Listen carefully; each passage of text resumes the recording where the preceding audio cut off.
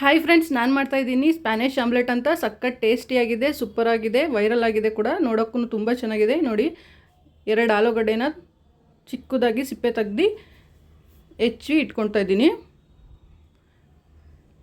ಹಾಗೆ ದಪ್ಪ ಈರುಳ್ಳಿನ ನಾನು ಕಟ್ ಮಾಡಿ ಚಿಕ್ಕದಾಗಿ ಹೆಚ್ಚಿಟ್ಕೊಳ್ತಾ ಇದ್ದೀನಿ. ಅದ್ರ ಜೊತೆಗೆ ಒಂದು ಚಿಕ್ಕ ಪೀಸು ಎಲೆಕೋಸನ್ನು ನಾನು ಹೆಚ್ಚಿ ಇಟ್ಕೊಳ್ತಾ ಇದ್ದೀನಿ.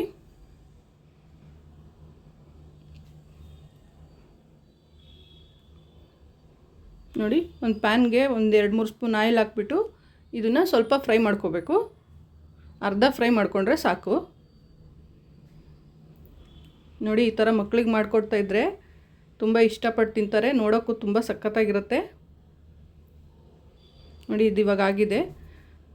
ಒಂದು ಚಿಕ್ಕ ಪಾತ್ರೆಗೆ 4 ಮೊಟ್ಟೆ ಹಾಕ್ಕೊಳ್ತಾ ಇದ್ದೀನಿ.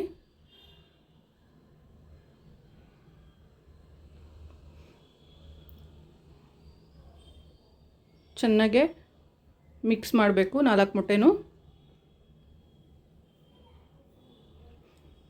ಮಿಕ್ಸ್ ಆದ ನಂತರ ಇದಕ್ಕೆ 1/2 ಸ್ಪೂನಷ್ಟು salt, 1/2 spoon chilli flakes, 1/2 spoon pepper powder, ಸ್ವಲ್ಪ ಕೊತ್ತಂಬರಿ ಸೊಪ್ಪು ಚೆನ್ನಾಗಿ ಮಿಕ್ಸ್ ಮಾಡ್ಕೊಂಡ್ಮೇಲೆ ನಾವೇನು ಫ್ರೈ ಮಾಡಿ ಇಟ್ಕೊಂಡಿದ್ದೀವಿ ಅದನ್ನು ಹಾಕ್ಬಿಟ್ಟು ಮಿಕ್ಸ್ ಮಾಡ್ಕೋಬೇಕು.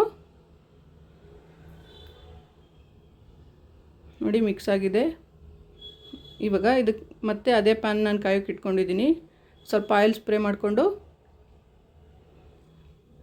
ಆ ಸ್ಟಫಿಂಗ್ ಏನಿದೆ ನಾನು ಅರ್ಧ ಮಾತ್ರ ಹಾಕ್ಕೊತಾ ಇದ್ದೀನಿ ಪ್ಯಾನ್ಗೆ.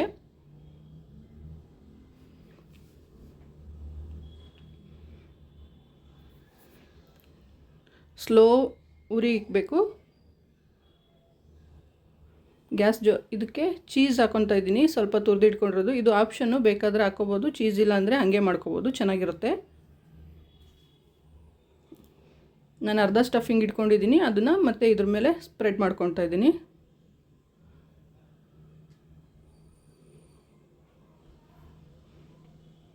ಇದು ಬ್ರೇಕ್ಫಾಸ್ಟಿಗೆ ಕೂಡ ಮಾಡ್ಕೊಬೋದು ಫ್ರೆಂಡ್ಸ್, ಸಖತ್ತಾಗಿರುತ್ತೆ. ಒಂದು ಅರ್ಧ ತಿಂದ್ಕೊಂಡ್ರೆ ಸಾಕು, ಬೆಳಗ್ಗೆ ನಾಷ್ಟ ರೆಡಿಯಾಗಿಬಿಡುತ್ತೆ.